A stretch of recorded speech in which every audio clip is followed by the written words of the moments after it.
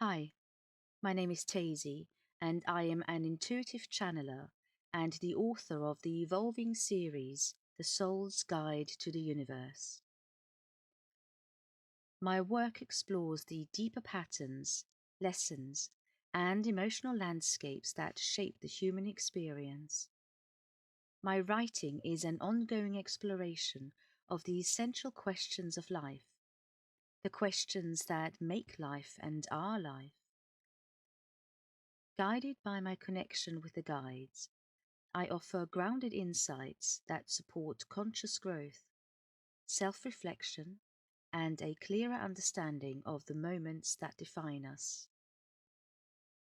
The Book of Love turns its attention to love, honing the learning journey through the perspective and understanding of love by highlighting that it is one of the most important developmental aspects within a soul's development.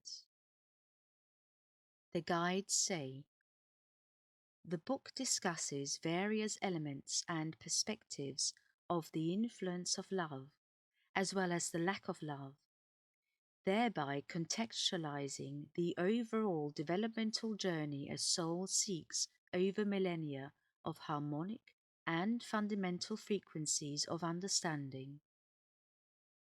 The third collaborative book Tesi Hughes channeled with the guides serves as a timely reminder that the facets of love are many, and that the soul's learning journey is immersive, at times in a harmonious way, at times in an unharmonious way, nevertheless seeking the fundamental frequencies of understanding.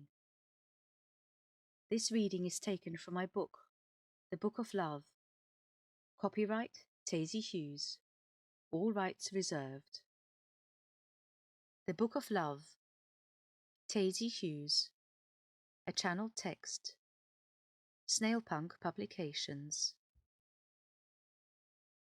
This book is dedicated to the love we can all embrace, to the love that we can all carry, to the love that we can share.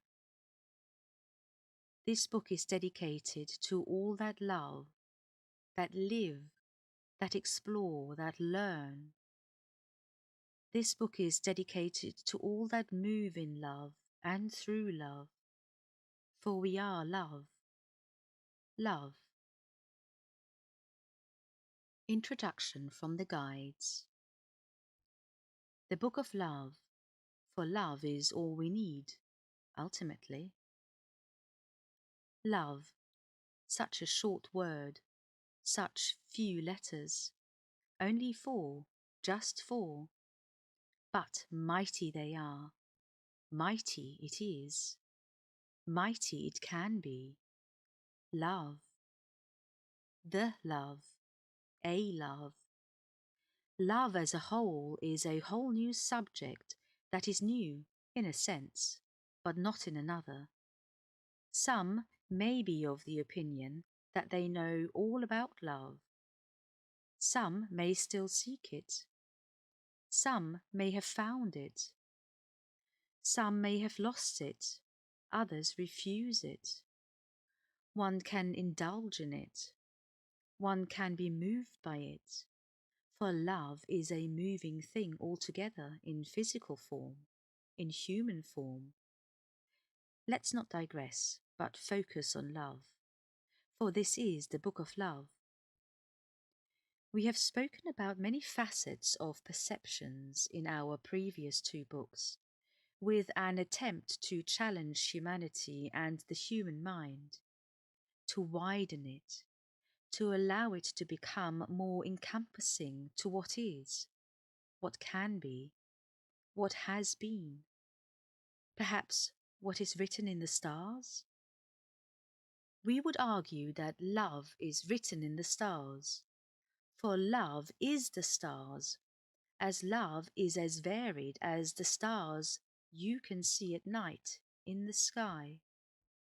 It is therefore a rather large topic that needed to have its own book, its own space, its own paper, so to say.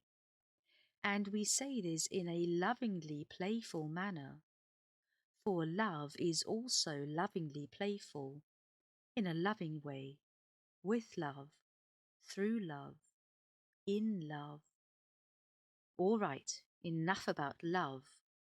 But let's talk about love, for love is what is the focus of this book. So, let's start with love. We have previously discussed the perception of love, the intrinsic feeling love can be, can have, and can evoke in some, the unity and the division it can cause, the sight and short-sightedness it can lead to, the, one might say, polarities it filters into, through the fuel of love. For love can also be a fuel of some sort, the fuel of love, haunted by a belief, stigmatized through humanity. For love is, will, and can be the ultimate act of humanity, of unity, of oneness, of all. So, let us unite in love for the length of this book, and let us ponder, discuss, learn about love. Together, the all of us, so that the one can teach the other, and the other can teach the many, and let the word of love be spread throughout humanity, as there will be a time, not too much in the distant future of yours, where love will be the vehicle of understanding, where love will be the mode of communication, where love will be, just simply be, the fuel of humanity, the frequency of humanity, the love that we all seek in unitedness. For love unites, ultimately, if it is understood in the correct way, perhaps. Or maybe it may be more apt to say in a way that has considered the many facets of love, and the ultimate love is the one that is the neutral love, the love that simply acknowledges and understands. But we are getting ahead of ourselves here a bit. So, let's start at the beginning. For the beginning was fueled by love, and love is the beginning. With love, the guides. 3rd of February, 2025. Chapter 1. Our Love for Money. Another day, another dollar, one may say. But what is love? Is it the feeling of accomplishment? Today, we will speak of our love with money. For a lot of humans have a lot of money, as in their mind, money will bring them goods that they can buy. Money can give freedom to do as one pleases. Money will provide for you in every sense. Money can even buy you the happiness that you believe you need and want. Is that so, though? It is a fallacy to think that money is the one and all, and in a way, it will be the downfall of humanity, should it allow itself to be moved by money in such a way. Yes, money is the currency that humanity uses, plays upon, plays for, with investments, stocks, and other such things. And ultimately, money and the greed for money will give the illusion of power to oneself. For how often have you felt powerless when you have had no money? But we say this is an illusion. This is a negative frequency that you surround yourself with. It is a negative belief that humans cling onto in their life. For money does not buy love and happiness, does not provide truly, and does not give power. Well, true power anyway. So, what is true power then? What is true love and happiness then? What and how can I care for myself in a true sense that will feed my being, my essence, and my soul? Tesi realized something this morning. It was the realization that even though she has little to no money at the moment, her life is and has been richer than it has ever been before. Yes, there is the issue about paying bills, and we acknowledge this.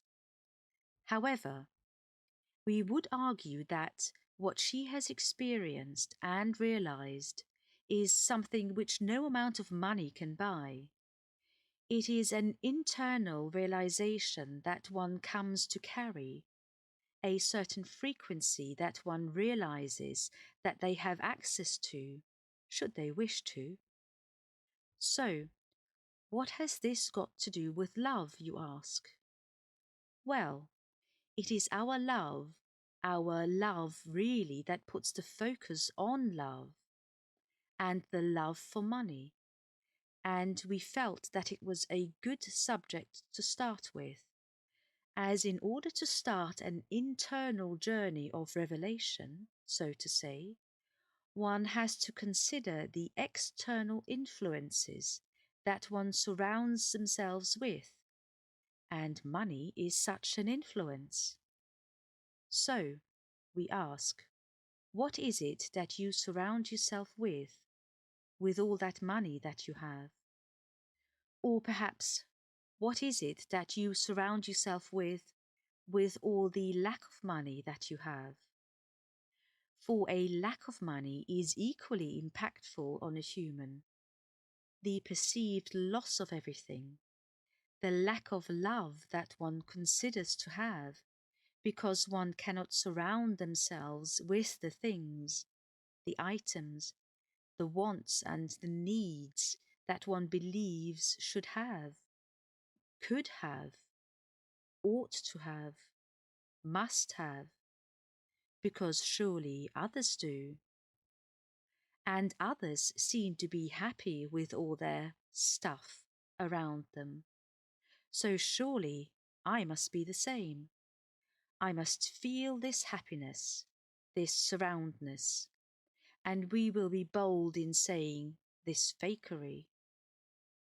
So, today's lesson is about the consideration of the external and the internal, as the internal reflects onto the outternal, and we say outternal as it is outside of you, but also as it is out of you, away from you, in the distance, ultimately so small and insignificant that it has no significance on you, no impact. That is the ultimate goal here, really, in this teaching. To realize that money fuels the outside, the outternal of you, and that this is not the focus that we wish you to consider and have. It is the focus of the internal that we wish you to consider, to work on, to grow and experience. And we acknowledge that money seems to be the currency here on earth, and has been for thousands of years. But we also argue that perhaps you would consider a time when money is not the currency anymore, when money is obsolete in a sense, a time when the true and truthful and sincere currency is that of love, of giving and receiving of love, through love, with love, as this will ultimately then be the fuel for true happiness and the filling up of your frequency cup with a much higher level of energy as has been before. So, We would like you to consider the above. We would like you to internalize the above. We would like you to try out the above.